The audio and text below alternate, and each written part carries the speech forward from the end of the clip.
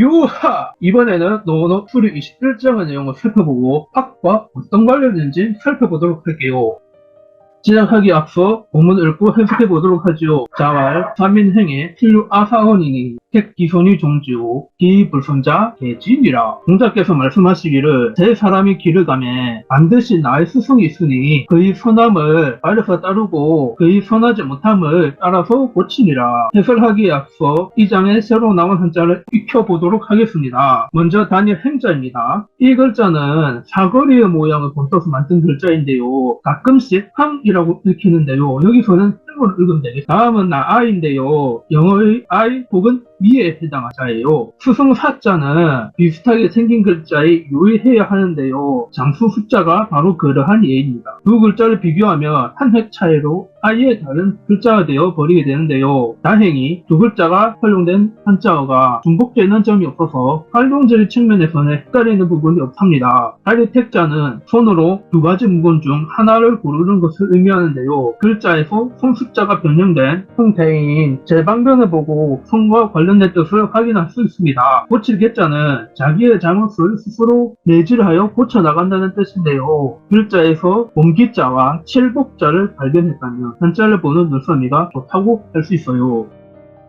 이 장의 기본 전제는 나를 포함한 세 사람이 길을 가는 것으로서 출발해요. 여기서의 더하기는 다른 사람을 언행이나 선한 말하고 마이너스는 이와 반대되는 것을 말해요. 가운데에 있는 나는 이 두 사람의 장점과 단점을 통해 배우는 사람이에요. 좌우에 있는 이 두 사람은 자기 자신을 당성할 수 있게 하는 거울 역할을 하는 사람인데요. 그래서 여기에서의 나는 선한 사람, 언행이 선한 사람 보고서 본받아서 그렇게 되기를 기대하여야 하고 언행이 선하지 않은 사람 보고서 자기 자신을 반성하여 그와 가정하고 잘못한 점이 있으면 다시 똑같은 잘못을 하지 않도록 고쳐나가야 한다는 것입니다. 즉 다른 사람의 언행이 나의 언행인 수승 역할을 하는 것이지요. 아는 것이 많아서 스승이 되는 경우가 있지만 때때로 언행이 뛰어나서 스승이 되는 경우가 있기도 하죠. 이를 통해서 우리는 하나의 성어를 배울 수 있어요. 그것은 바로 타산지석입니다. 다른 사람의 자잘못을 통해 어떻게 하여야 옳은 행동을 할 수 있는지, 저 사람의 잘못을 내가 저지르지 않을 수 있는지 살펴간다는 점이 이 성어의 본뜻과 연결되는 부분이 있어요. 지금까지 수리 21장을 통해 다른 사람에게서 배운다는 것은 어떤 것인지에 대하여 살펴보았습니다. 다음 시간에는 태백 17장을 통해 학을 할 때 무엇을 경계해야 하는지 살펴보도록 하겠습니다. 이번에는 태백 17장을 내용 살펴보고 학을 하는 사람이 무엇을 경계해야 되는지 살펴보도록 할게요. 시작하기 앞서 원문을 꼭 해석해보도록 할게요. 자왈 해결분들이요 용실증이라 무조건서 말씀하시기를 배움은 미치지 못할 듯이 하고 오히려 신일자는 공부를 해야 하니라. 해설하기 앞서 이번장을 새로 나온 한자를 살펴보도록 하겠습니다. 먼저 미치 글자입니다. 이 글자는 미치 강자의 뜻으로 오인할 예정이 있는데요. 이 글자는 의도에 도달하는 약도가 강합니다. 여기서는 경우 성취가 1%에 도달하는 뜻 말이에요. 다음 글자는 오히려 글자입니다. 이 글자는 오히려와 같다는 뜻이 있는데요. 여기서는 오히려라고 보는 것이 좋습니다. 다음은 두 글자입니다. 바로 공포할 때의 공자이지요. 다음은 일실자입니다. 가지고 있는 것을 잃어버리게 되는 것을 의미합니다. 이 장은 복습의 중요성을 강조하였는데요. 서양의 에빈 허우스는 양각 폭선을 통해 수업을 들은 후 30분 이내에 수업 내용을 75%만 기억하고 1시간 이후에 복습하면 수업 내용을 반만 기억하고 12시간 이후에 복습하면 수업 내용을 25% 기억하고 다음 날에 복습하면 수업 내용을 10분의 1만 기억하고 열흘 뒤에 복습하면 수업 내용을 5%만 기억하고 한 달 뒤에 하면은 수업이 전혀 기억하지 못한다고 합니다. 이러한 현상을 막기 위해서 수업을 듣고 나서 30분 뒤, 1시간 뒤, 12시간 뒤, 하루 뒤, 열흘 뒤, 한 달 뒤에 복습하면은 강의 내용 대부분을 기억하게 될 것이라는 것이 그의 주장인데요. 이 내용 핵심은 복습이 그만큼 중요하다는 것이죠. 복습의 중요성은 사람들은 배가 파도를 거슬러 가는 것을 비유하였는데요. 배는 나아가려고 하지만 파도는 배를 뒤로 밀어내려고 하죠. 만약 저 배에서 노를 젓는 사람들이 노를 젓는 것을 게을리하면 배는 파도에 밀려서 이동하게 되죠. 그래서 배가 뒤로 가지 않게 하기 위해서 노를 끊임없이 저어야 하고 배를 밀어내려는 파도를 이기고 앞으로 나가기 위해서는 배에서 노를 젓는 사람들은 파도가 배를 밀어내는 힘보다 더 강하게 물을 줘야 하는 것이죠. 이렇게 하기 위해서는 조금 더 편안하고자 하는 사사로 욕심을 이기고 끊임없이 자기 수영을 해야 방해 시간에 배운 내용을 익히는 뿐만 아니라 학업 성취도 좋아지게 되는 것입니다. 지금까지 태백 17장을 통해서 복습의 중요성에 대해서 살펴보았는데요. 공부하는 사람들이 경계해야 할 점은 조금이라도 심신을 편안하게 하려는 사사로 욕심을 극복하고 끊임없이 자기 수영을 해야 한다는 것이었고요. 다음 시간에는 주문공 권한문을 통해 학을 할 때 무엇을 유념해야 되는지에 관해서 살펴보도록 할게요. 이 문문의 주제는 학문을 권한 내용인데요. 즉 게으름 부르지 말고 열심히 공부하라는 말이죠. 바로 앞 영상에서 복습의 중요성을 강조했다면 이번 영상은 시간을 아껴서 공부를 열심히 하라는 다소 포괄적인 내용이 담긴 시입니다. 유하, 이번에는 주문곡 권한문의 내용을 살펴보고 저자가 배움을 권하면서 공부하는 사람들에게 무엇을 유념해야 한다고 하는지에 관해서 살펴보도록 할게요. 시작하기 앞서 본문을 읽고 해석해보도록 하죠. 금일, 불일, 불하기, 요, 내일 하고 불위, 금년, 불하기, 요, 내일 하라. 일일, 소이라, 세, 불하연이니 우호, 노이라, 시, 수, 직원고 오늘 배우지 않고 내일이 있다고 말하지 말고 올해 배우지 않고 내년이 있다고 말하지 말라. 해와 달에 가는구나. 세월은 나를 기다려주지 않으니 나 늙었구나. 이는 누구의 잘못이고. 해설하기 앞서서 이번 장의 새로운 한 장을 읽어보도록 하겠습니다. 먼저 말밀자입니다. 무엇을 하지 말라는 금지 용법으로 쓰이는 글자랍니다. 다음은 이제 글자입니다. 현재의 뜻은 가진 글자이죠. 다음 글자는 말할 미자입니다. 이 글자는 동사로 주로 쓰이며 어떠한 대상을 말하는 것에서 주로 쓰입니다. 다음은 갈서입니다. 서의 서자이죠. 다음은 해세입니다. 이 글자는 해명자와 비슷한 의미를 가진 한자입니다. 표현입니다. 다음 글자는 끌련입니다. 주로 연기와 연장이 쓰이는 연자인데요. 여기서는 기다린 뜻으로 쓰였답니다. 다음은 늙은 룩자인데요. 요인에 나타나는 역자입니다. 여기서의 시적 하자가 자신이 늙었으면 탄식하는 것으로 이해하면 돼요. 호조사 의자는 한문에서 문법적인 하는 글자인데요. 여기서는 느낌 소위 기능을 합니다. 허물 건자는 허물 과자의 뜻과 비슷한 의미를 가진 글자입니다. 이 문문의 주제는 학문을 권한 내용인데요. 즉 게으름 부르지 말고 열심히 공부하라는 말이죠. 이는 학생들에게 주로 해당되는 말인 것 같지만 공부는 평생 해야 하는 것이기에 배움의 대상이 무엇이 되었건 간에 무언가를 배우는 사람들에게 모두 적용되는 것입니다. 오늘 배우지 않고 내일이 있다고 말하지 말라는 것은 오늘 해야 할 공부를 하지 않고 다음날을 미루는 것을 경계하는 내용이에요. 그 다음 구절인 올해 배우지 않고 내년이 있다고 말하지 말라는 부분도 이와 같은 맥락으로 이해하면 돼요. 해와 달이 가는구나, 세월은 나를 기다려주지 않는구나 하는 대목은 세월은 매우 빠르게 지나가므로 부지런히 공부하라는 것을 묘사한 내용이고 늙었구나, 이게 누구 잘못이고 하는 대목은 열심히 공부하지 않고 해야 할 공부를 차일피일 미루고서 시간이 없다고 말하는 것을 미루는 습관을 가진 것이 자기 자신의 잘못이라는 점을 알고 자신의 잘못을 꾸짖고 반성하여 같은 잘못을 반복하지 말고 부지런히 공부하라는 내용입니다. 바로 앞 영상에서 복습의 중요성을 강조했다면 이번 영상은 시간을 아껴서 공부를 열심히 하라는 다소 포괄적인 내용이 담긴 시입니다. 이번 영상에서는 공부를 열심히 하라는 내용이 담긴 시한편을 살펴보았는데요. 다음에는 논어 헌문 25장을 통해 학문을 하는 사람의 두 가지 유형에 대해서 살펴보도록 할게요.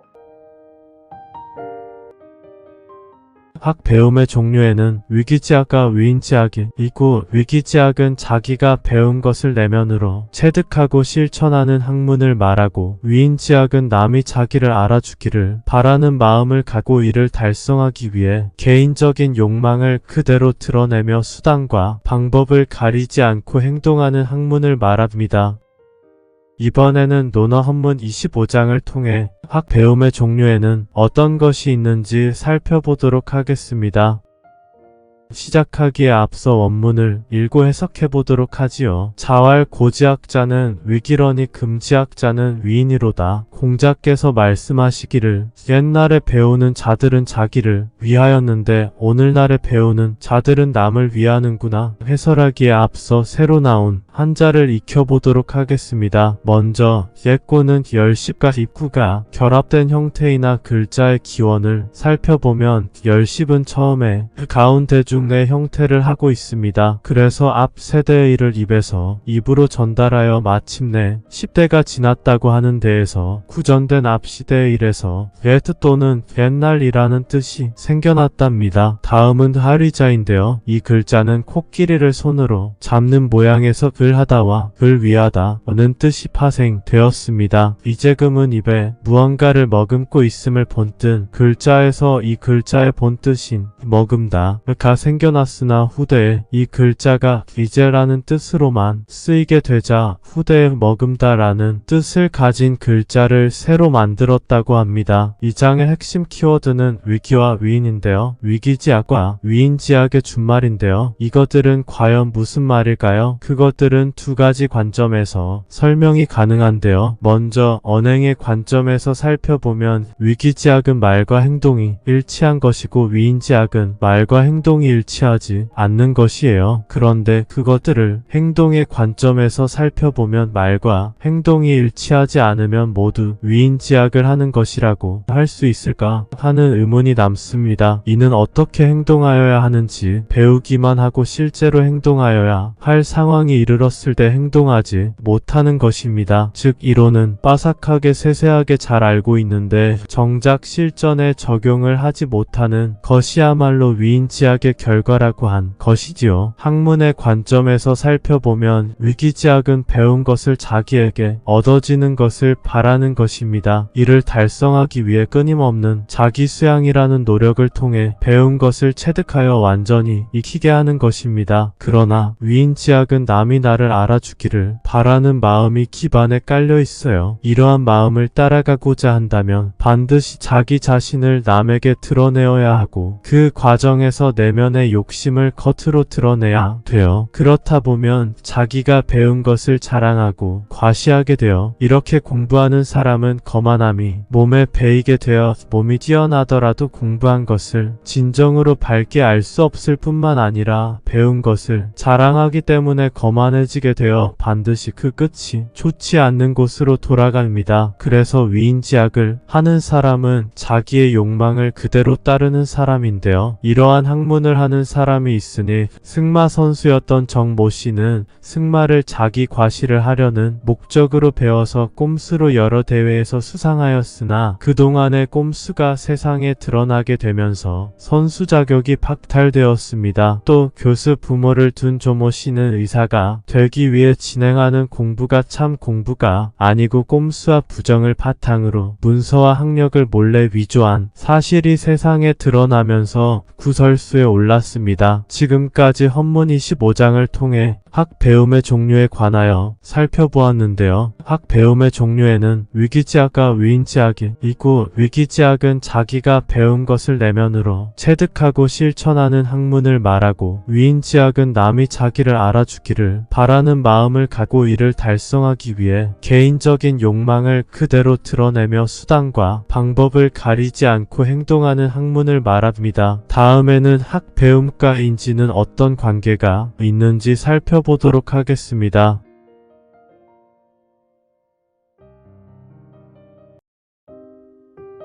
이 장에서는 공부의 본질에 관하여 설명하고 있는데요. 공부의 본질에 관련된 것은 과를 부지런히 한 결과 사물의 이치에 모두 막힘없게 통하게 되는 것이에요. 즉 배운 것을 실천하고 적용하기를 끊임없이 하여 사물의 이치에 모두 막힘없이 하나로 꿰뚫어서 통하게 하는 것이라고 할 수 있어요.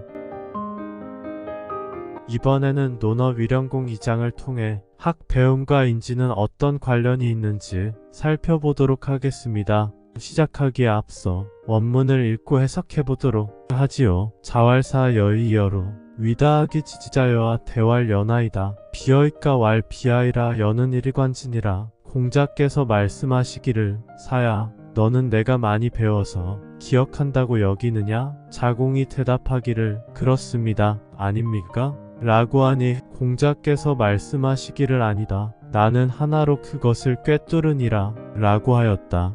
해설하기에 앞서 이번 장에 새로 나온 한자를 익혀보도록 하겠습니다. 나연은 자기 자신을 가리키는 1인칭 대명사이고 많을 따는 양이 많다는 것입니다. 또 알식은 의미와 의미 두 가지이니 첫 번째는 알다이고 이때는 식으로 읽는데요. 알식으로 읽을 경우 알지와의 차이점은 알지는 머리로 아는 것이고 알식은 인식해서 아는 것이에요. 두 번째는 기록할지로 아는 것의 형태를 말한다. 처음에는 사람이 배운 것을 머릿속에 기억해두었으나 세월이 지나 있게 되면서 대나무나 피단 혹은 종이에 기억하고 있는 것을 적어둔다는 것에서 기록하다는 뜻이 파생되었다고 합니다. 다음은 꿰관입니다. 이 글자는 처음에 조개 두 개를 하나의 꾸러미로 꿰뚫어 연결하는 것을 의미했는데요. 시간이 지나면서 꾸러미로 만들기 위에 조개의 구멍을 뚫는 것을 의미합니다.